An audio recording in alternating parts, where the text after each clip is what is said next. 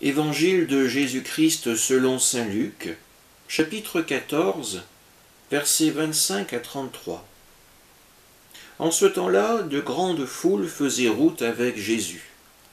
Il se retourna et leur dit : « Si quelqu'un vient à moi sans me préférer à son père, sa mère, sa femme, ses enfants, ses frères et sœurs, et même à sa propre vie, il ne peut pas être mon disciple.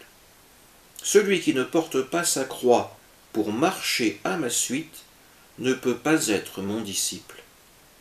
Quel est celui d'entre vous qui, voulant bâtir une tour, ne commence par s'asseoir pour calculer la dépense et voir s'il a de quoi aller jusqu'au bout? Car si jamais il pose les fondations et n'est pas capable d'achever, tous ceux qui le verront vont se moquer de lui. Voilà un homme qui a commencé à bâtir et n'a pas été capable d'achever. Et quel est le roi qui, partant en guerre contre un autre roi, ne commence par s'asseoir pour voir s'il peut, avec 10 000 hommes, affronter l'autre qui marche contre lui avec 20 000. S'il ne le peut pas, il envoie, pendant que l'autre est encore loin, une délégation pour demander les conditions de paix. Ainsi donc, celui d'entre vous qui ne renonce pas à tout ce qui lui appartient ne peut pas être mon disciple. Acclamons la parole de Dieu. Jésus est de nouveau en voyage, et les foules l'accompagnent.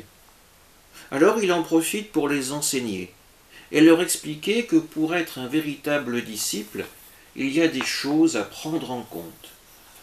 Tout d'abord, il y a cette sentence concernant la famille. Jésus nous invite à la rejeter pour le choisir lui. La priorité dans la vie du disciple doit être le désir de suivre réellement Jésus. Et le suivre même si le chemin est difficile, même s'il devait mener jusqu'à la croix. Pour montrer à cette foule que le choix de le suivre ne doit pas être pris à la légère, Jésus va nous donner 2 exemples.